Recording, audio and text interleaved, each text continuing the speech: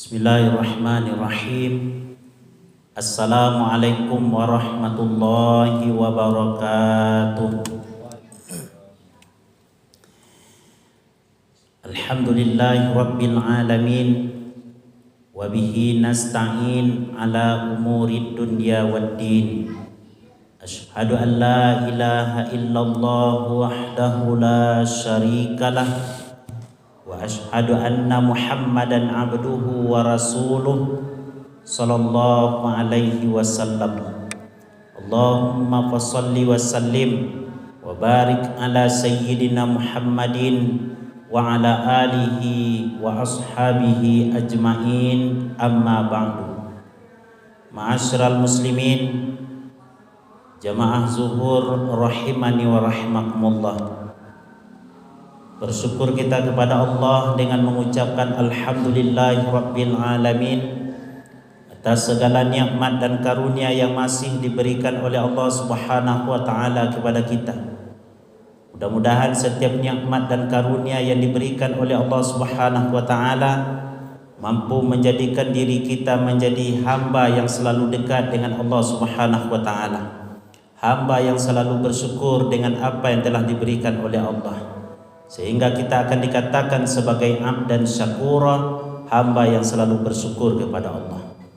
Salawat dan salam kita mohonkan kepada Allah semoga disampaikan semisal pahalanya buat seorang reformis Islam, figur sentral umat, suri tauladan bagi kita semuanya. Beliau adalah Nabi besar Muhammad sallallahu alaihi wasallam dengan mengucapkan Allahumma salli ala sayyidina Muhammad wa ala ali sayyidina Muhammad. Ma'asyiral muslimin, bapak-bapak, ibu-ibu, jamaah salat zuhur yang dimuliakan oleh Allah Subhanahu wa taala. Sekarang kita masih berada di dalam bulan Rajab, dan salah satu keistimewaan bulan Rajab adalah bulan yang dimana dikatakan oleh ulama sebagai bulan Isra dan Mi'rajnya Nabi Muhammad sallallahu alaihi wasallam. Pada kesempatan yang berbahagia ini, kami tidak akan menyampaikan tentang kisah tentang Isra dan Mi'raj. Namun ada beberapa hal hikmah dalam kehidupan sehari-hari dari peristiwa Isra dan Mi'raj yang telah dilakukan oleh Nabi besar Muhammad sallallahu alaihi wasallam lebih kurang 14 abad yang lampau. Semua hal yang berkaitan dengan Isra dan Mi'rajnya Nabi sallallahu alaihi wasallam juga menjadi pelajaran penting bagi umat, termasuk kita pada hari ini, dengan hikmah yang banyak dari peristiwa Isra dan Mi'raj tersebut. Di antara hikmah itu adalah pertama, bahwa Nabi sallallahu alaihi wasallam dalam melakukan perjalanan dakwah di Mekah, Nabi menghadapi berbagai tantangan, rintangan, ancaman dalam menyampaikan ajaran Islam. Dari setiap rintangan, hambatan tersebut Nabi hadapi dengan sabar. Maka sikap seorang mukmin dalam kehidupan ini, dengan apapun yang terjadi dalam kehidupan, mestilah mempunyai jiwa kesabaran di dalam dirinya. Kenapa demikian? Kalau bukanlah karena kesabaran Nabi sallallahu alaihi wasallam menyampaikan dakwah, kalau bukanlah karena tidak sabar Nabi menyampaikan dakwah, barangkali Islam tidak akan sampai kepada kita. Maka Nabi sallallahu alaihi wasallam dalam melakukan penyebaran Islam, mengajak manusia untuk beriman kepada Allah, mempunyai kesabaran yang luar biasa. Dan dengan hal ini Nabi Muhammad juga dikatakan sebagai ulul azmi, rasul yang mempunyai banyak ujian, tantangan, hambatan dalam berdakwah, namun beliau adalah orang yang sabar. Di samping itu, ma'asyiral muslimin, bahwa sabar di dalam menghadapi kehidupan ini bukan hanya sabar dalam ketika kita menerima takdir Allah, seperti ada kematian, ada kemalangan, musibah dan lainnya. Tapi dalam kita melakukan ketaatan ini juga butuh kesabaran. Dalam kita mendengarkan pengajian juga butuh kesabaran. dalam bertindak dengan sesuatu yang barangkali tidak sesuai dengan keinginan kita juga butuh kesabaran. Maka sabar dalam melakukan ketaatan itu juga penting.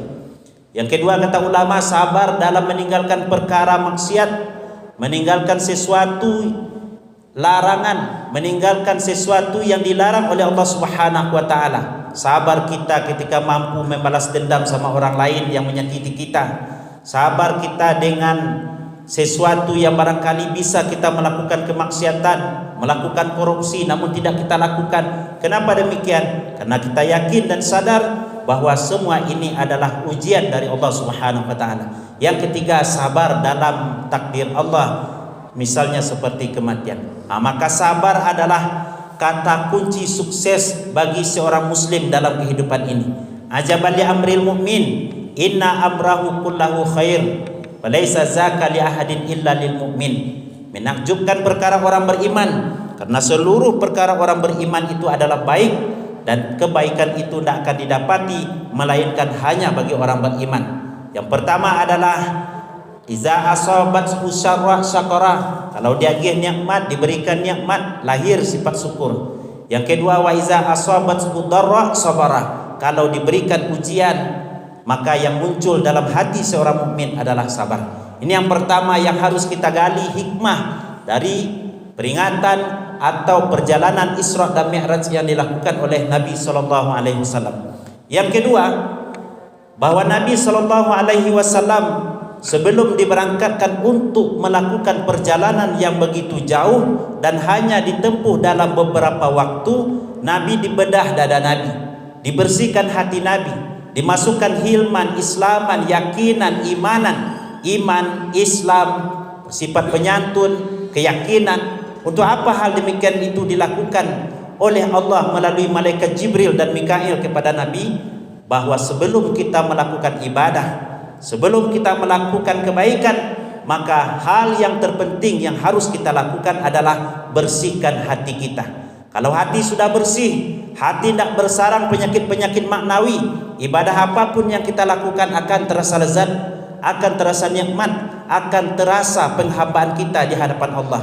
Tapi kalau hati tidak baik, hati masih sakit sama orang lain, hati tidak menerima dengan ketentuan Allah, maka berarti hatinya penuh dengan penyakit. Maka ini yang harus dibersihkan terlebih dahulu sebelum kita mendapatkan nilai ibadah penghambaan di hadapan Allah Subhanahu wa taala. Yang ketiga, Nabi melakukan perjalanan Isra dan Mi'raj dari masjid ke masjid. Ini juga mengingatkan kepada kita betapa seorang mukmin dituntun dan dituntut oleh Allah untuk senantiasa memakmurkan masjid. Hari ini kita lihat masjid begitu megah. Jangankan hanya sekedar lantai saja yang keramik, dinding dan tonggak pun berkeramik masjid sekarang ini. Untuk apa? Semakin megah. Tujuannya untuk apa? Semakin dimakmurkan oleh hamba Allah, oleh muslim dan muslimat untuk beribadah kepada Allah Subhanahu wa taala. Namun di sisi lain kita juga menghadapi tantangan. Tantangannya apa?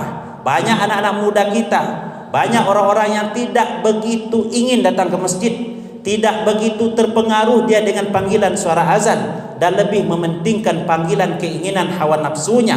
Apakah itu melalui teknologi, main HP, hobi dan lain sebagainya. Maka oleh karena itu tugas kita sebagai seorang mukmin untuk senantiasa memakmurkan masjid. Rajulun mu'allakum bil masajid, salah satu orang yang nanti di akhirat akan dilindungi, dinaungi oleh Allah Subhanahu wa taala adalah orang yang hatinya tersangkut ke masjid. Maknanya dia memakmurkan rumah Allah, beribadah kepada Allah Subhanahu wa taala. Yang ketiga, bahwa yang keempat hikmah diantaranya adalah Nabi menjemput perintah salat. Salat adalah tiang agama. Maka ketika Nabi berpesan menyampaikan nasihat kepada Muaz bin Jabal, wahai Muaz, ala ukhbirukum bira'sil amri wa amuduhu wazirwatu sawani sanami. Wahai Muaz, maukah aku tunjukkan kepadamu pokok segala urusan, tiang segala urusan, dan puncak tertinggi dari sebuah urusan? Lalu Muaz mengatakan, na'am ya Rasulullah, mau wahai Rasulullah. Lalu Nabi mengatakan, ra'sul amri al-Islam, pokok segala urusan itu adalah al-Islam. Kita semua sudah Islam. Kita semua sudah masuk dalam agama Islam, bapak ibu kita Islam, namun sudahkah kita mengamalkan ajaran Islam? Maka pokok dari seluruh urusan itu adalah al-Islam. Yang kedua, wa amuduhu, tiang dari segala urusan itu adalah as-salah. Maka salat adalah tiang agama. As-salatu imaduddin, faman aqamaha faqad aqamaddin, wa man tarakaha faqad hadamaddin. Salat adalah tiang agama. Siapa yang mendirikan salat berarti menegakkan agama. Siapa yang meninggalkan salat berarti telah meruntuhkan agama. Dan perbedaan seorang muslim dengan kafir adalah terletak di salatnya. Orang kafir kalau berpakaian bisa seperti kita, memakai gamis, memakai peci haji, memakai sorban, tapi mereka tidak salat. Dan salat adalah perkara yang penting dalam Islam dan termasuk dari rukun Islam. Maka oleh karena itu, ma'asyiral muslimin, kita ingatkan diri kita pribadi, kita ingatkan keluarga kita, anak cucu kita, bahwa salat adalah perkara terpenting di dalam ajaran agama Islam. Dan orang yang meninggalkan salat dengan sengaja, faqad kafara, kata Nabi, dia sungguh telah kafir kepada Allah Subhanahu wa taala. Yang terakhir, bahwa di antara sekian banyak hikmah dan pelajaran dari Isra dan Mi'rajnya Nabi Muhammad SAW, bagaimana kita membangun hubungan yang baik dengan sesama manusia. Nabi dalam perjalanan Isra dan Mi'raj bukan sendiri. Nabi dihadirkan kepada beliau malaikat. Nabi dipertemukan dengan nabi-nabi yang lain, dan bahkan setiap penjaga setiap langit itu ada nabinya. Langit pertama dipertemukan dengan Nabi Adam, langit kedua Nabi Isa dan Nabi Yahya, langit ketiga dengan Nabi Yusuf, langit keempat dengan Nabi Idris, kelima Harun, keenam Nabi Musa, ketujuh Nabi Ibrahim. Ini artinya apa? Bahwa dalam kehidupan kita ini kita tidak lepas daripada pengaruh orang lain. Maka oleh karena itu, karena kita bergaul dengan orang lain, tentu pergaulan yang baik. Kita ingin menjadi pribadi yang baik di hadapan Allah, tentu jadilah pribadi yang baik di hadapan manusia. Kalau hablum minallah sudah kita jalin, hablum minan nas sudah kita rajuk dengan baik, insya Allah kebahagiaan di dunia dan kebahagiaan di akhirat akan kita dapati. Itulah beberapa hikmah dari perjalanan kisah Isra Mi'raj yang bisa kita terapkan dalam kehidupan sehari-hari. Mudah-mudahan Allah senantiasa memberikan kepada kita kekuatan untuk mengamalkan ajaran-ajaran yang telah dibawa oleh Nabi kita Nabi Muhammad SAW. Perbanyak maaf, billahi taufik wal hidayah. Wassalamualaikum warahmatullahi wabarakatuh.